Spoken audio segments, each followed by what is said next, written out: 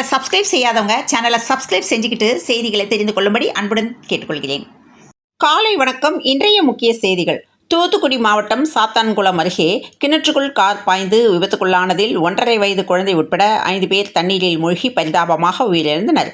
வாகனத்தில் மொத்தமிருந்த 8 பேரில் 3 பேர் உயிருடன் மீட்கப்பட்டனர். 4 மணி நேர மீட்பு பணிக்கு பின் சடலங்கள் மீட்கப்பட்டுள்ளன. இந்த நிலையில் இந்த விபத்தில் பலியான குடும்பத்திற்கு தலா ரூபாய் 3 லட்சம் நிதியுதவி வழங்க மு.க. ஸ்டாலின் அறிவிப்பு வெளியிட்டுள்ளார். கடலூருக்கு வருகை தந்த நாடாளுமன்ற உறுப்பினர் திருமாவளவன் செய்தியாளர்களை சந்தித்தார். அப்போது அவர் பல்வேறு கேள்விகளுக்கு பதிலளித்தார். அதன்படி மே 31ஆம் தேதி வக்பு திருத்த சட்டத்திற்கு எதிராக விடுதலை சிறுத்தைகள் கட்சி சார்பில் நடைபெறவிருந்த மத சார்பின்மை காப்போம் பேரணி ஜூன் 14ஆம் தேதி நடைபெறும் என்று தெரிவித்தார். இந்நிலையில் அமைச்சரவையில் விசிக இடம்பெறுமா என்ற கேள்விக்கு பதிலளிக்காமல் திருமாவளவன் சென்றுவிட்டார். தும்மக்குண்டு கள்ளர் மேல்நிலைப் பள்ளியில் 45 பேர் இந்த ஆண்டு 10ஆம் வகுப்பு தேர்வு எழுதினர். வெளியான தேர்வு முடிவில் தமிழ் பாடத்தில் மட்டும் 9 மாணவர் தோல்வியுற்றனர். இதற்கு காரணம் அந்த பள்ளியில் ஓராண்டாக தமிழாசிரியர் இல்லை என்பதே காரணம் என்று தெரிவித்துள்ளனர். பயணிகளின் தேவையை பூர்த்தி செய்யவும் அவர்களுடைய வசதியை மேம்படுத்தவும் எக்ஸ்பிரஸ் ரயில்கள் உட்பட 18 ரயில்களில் கூடுதல் பெட்டிகள் இணைக்கப்படுகிறது. அதன்படி ராமேஸ்வரத்தில் இருந்து சென்னை எழும்பூர் வரும் எக்ஸ்பிரஸ் ரயிலில் வண்டி எண் 16752 நாளை முதலும் எழும்பூர் ராமேஸ்வரம் இடையே இயக்கப்படும் ரயிலில் 16751 வருகிற 19ஆம் தேதி முதலும் கூடுதலாக ஒரு 2ஆம் வகுப்பு பொதுப்பெட்டி இணைக்கப்படுகிறது.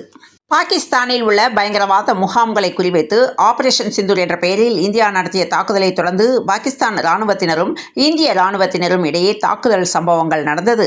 இந்த எல்லைகளை மீறி இந்தியாவின் முக்கிய நகரங்களை குறிவைத்து பாகிஸ்தான் இராணுவம் நடத்தி வந்த தாக்குதல் முயற்சிகளையும் இந்தியா முறியடித்தது. இதனிடையே அதிமுக முன்னாள் அமைச்சர் செல்லூர் ராஜு இராணுவ வீரர்கள் குறித்து கருத்து தெரிவித்திருந்தது பெரும் சர்ச்சையாக மாறியது. அவரின் பேச்சுக்கு தமிழகம் முழுவதும் கடும் எதிர்ப்புகள் கிளம்பியது. அதிலும் குறிப்பாக முன்னாள் இராணுவ வீரர்கள் சங்கத்தை சேர்ந்தவர்கள் செல்லூர் ராஜுக்கு எதிராக காவல் நிலையங்களில் புகார் அளித்தனர். இந்த நிலையில் இந்த கருத்து குறித்து செல்லூர் ராஜு மன்னிப்பு கேட்டுள்ளார்.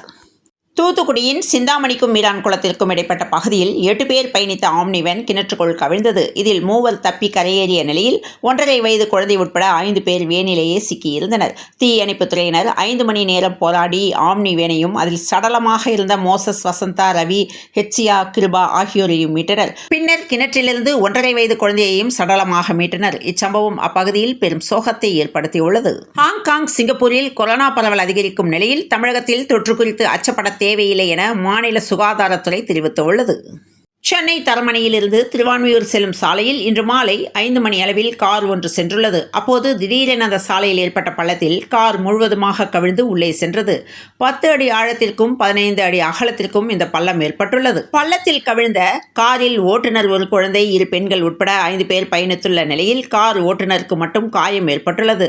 தகவலின் பேரில் உடனடியாக வந்த போலீசார் காரை பள்ளத்திலிருந்து மீட்டு ஓட்டுநரை மருத்துவமனைக்கு சிகிச்சைக்காக அனுப்பி வைத்துள்ளனர். மெட்ரோ ரயில் பணியால் திடீர் பள்ளம் ஏற்பட்டிருக்க கூடலாம் என்று கூறப்பட்ட நிலையில் அதனை மெட்ரோ ரயில் நிர்வாகம் மறுத்துள்ளது. பள்ளம் ஏற்பட்ட இடத்திலிருந்து 300 மீட்டர் தொலைவில் தான் மெட்ரோ பணிகள் நடந்து வருவதால் விபத்தும் மெட்ரோ ரயில் பணிக்கும் எந்தவித தொடர்பும் இல்லை என்று தெரிவித்துள்ளனர்.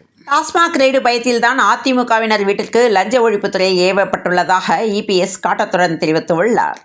தூத்துக்குடி மாவட்டம் புதியம்புத்தூர் கிராம ஊராட்சியில் சொற்ப மதிப்பூதியத்தில் தூய்மை காவலராக பணியாற்றி வருபவர் முத்துக்குமார். இவரது மனைவி முத்துலட்சுமி. இந்த தம்பதியின் மகள் ரேஷ்மா புதியம்புத்தூரில் உள்ள பிரசன்னா மெட்ரிகுலேஷன் மேல்நிலைப் பள்ளியில் 10ஆம் வகுப்பு படித்து பொதுத் தேர்வு எழுதியிருந்தார். நேற்று வெளியான தேர்வு முடிவுகளில் மாணவி ரேஷ்மா 500க்கு 498 மதிப்பெண்கள் பெற்று தூத்துக்குடி மாவட்டத்தில் முதலிடம் பெற்று பெருமை சேர்த்துள்ளார். ஜூன் 1ஆம் தேதி திமுக பொதுக்குழு கூட்டம் மதுரையில் நடைபெற உள்ளது. இந்த நிலையில் திமுக பொதுக்குழு தொடர்பாக மூத்த நிர்வாகிகளுடன் திமுக தலைவரும் முதலமைச்சருமான மு.க. ஸ்டாலின் ஆலோசனை மேற்கொண்டு வருகிறார். பள்ளி கல்வித்துறை அமைச்சர் அன்பில் மகேஷ் பொய்யாமொழி எழுதிய தேசிய கல்விக் கொள்கை 2020 எனும் மத யானை புத்தக வெளியீட்டு விழா சென்னை அண்ணா நூலகத்தில் நேற்று மாலை 5 மணியளவில் நடைபெற்றது. கல்வியை மீண்டும் மாநில பட்டியலுக்கு கொண்டு வருவதுதான் ஒரே வழி என்று முதல்வர் ஸ்டாலின் கூறியுள்ளார். கல்வியை மாநில பட்டியலுக்கு மாற்றாவிட்டால் எட்டாக்கனி ஆகிவிடும் என்று முதலமைச்சர் மு.க. ஸ்டாலின் தெரிவித்துள்ளார். மும்மொழி கல்விக் கொள்கையை ஏற்காததால் தமிழகத்திற்கான நிதியை மத்திய அரசு நிறுத்தி வைத்ததை எதிர்த்து சுப்ரீம் கோர்ட்டில் வழக்கு தொடரப் போகிறோம் என முதல்வர் ஸ்டாலின் கூறியுள்ளார். மத்திய அரசுக்கு எதிராக உச்சநீதிமன்றத்தில் வழக்கு தொடர்ந்து வெற்றி காண்போம் என்று முதல்வர் ஸ்டாலின் தெரிவித்துள்ளார். தமிழகத்தில் திமுகவை எதிர்க்கும் அணி இன்னும் உருவாகவில்லை என்று திருமாவளவன் கூறியுள்ளார். திருச்செந்தூர் சுப்பிரமணிய சுவாமி கோவிலுக்கும் ஐயா வைகுண்டர் அவதார பதிக்கும் இடைப்பட்ட கடல் பகுதியில் ஒவ்வொரு மாதமும் வழக்கமாக அமாவாசை மற்றும் பௌர்ணமி நாட்கள் மற்றும் சில சாதாரண நாட்களிலும் கடல் நீர் உள்வாங்குவது வழக்கமான நிகழ்வாக நடைபெற்று வருகிறது. இந்த நிலையில் திருச்செந்தூரில் இன்று சுமார் 50 அடிக்கு கடல் நீர் உள்வாங்கி காணப்பட்டது. இதனால் கடலில் பாசி படர்ந்த பாறைகள் வெளியே தெரிந்தன. ராணிப்பேட்டை மாவட்டம் அரக்கோணம் அடுத்த பருத்திப்புத்தூர் பகுதியைச் சேர்ந்தவர் தேவி. இதில் அந்த பெண்ணின் வாழ்க்கை நலன் கருதி அவரது பெயர் மட்டும் மாற்றப்பட்டுள்ளது. 21 வயதான இவர் ஆட்டுப்பாக்கம் பகுதியில் உள்ள அரசு கல்லூரியில் இளங்கலை 2ஆம் ஆண்டு படித்து வருகிறார். இந்த நிலையில் தினந்தோறும் தாக்கி கொடுமைப்படுத்துகிறார் என்று திமுக நிர்வாகி மீது இளம்பெண் பாலியல் புகார் தெரிவித்துள்ளார். அரசு மருத்துவமனையில் போதையில் மருத்துவம் பார்த்த டாக்டரால் தூத்துக்குடியில் பரபரப்பு ஏற்பட்டுள்ளது.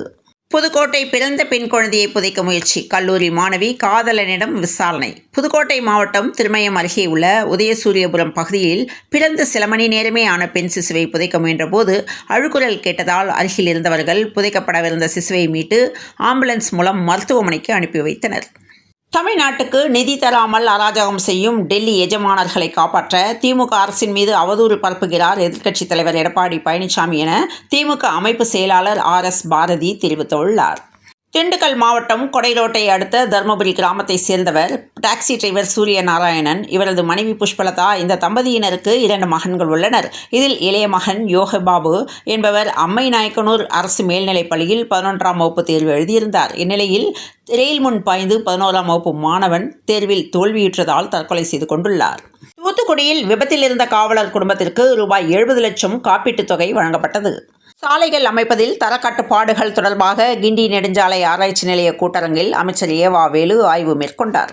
நாட்டின் பிரதிநிதியாக தேர்ந்தெடுக்கப்பட்டுள்ள குழுவை வழிநடத்துவதில் பெருமை என்று கனிமொழி தெரிவித்துள்ளார். நீட் தேர்வு முடிவுகளை வெளியிட தடை விதித்து சென்னை உயர்நீதிமன்றம் உத்தரவிட்டுள்ளது. பராமரிப்பு பணி காரணமாக சென்னையில் பட்டாபிராம் பகுதியில் பட்டாபிராம், சேக்காடு, ஐயப்பன் நகர் உள்ளிட்ட பகுதிகளில் அதனை சுற்றியுள்ள பகுதிகளிலும் மே 19ஆம் தேதி திங்கட்கிழமை காலை 9 மணி முதல் மதியம் 2 மணி வரை மின்தடை செய்யப்படும். மதியம் 2 மணிக்குள் பராமரிப்பு பணி முடிந்தவுடன் மின் விநியோகம் வழங்கப்படும் என்ற தகவல் தெரிவித்துள்ளது. தமிழக அரசின் கல்பனா சாவ்லா விருது பெற விண்ணப்பங்கள் வரவேற்கப்படுகிறது.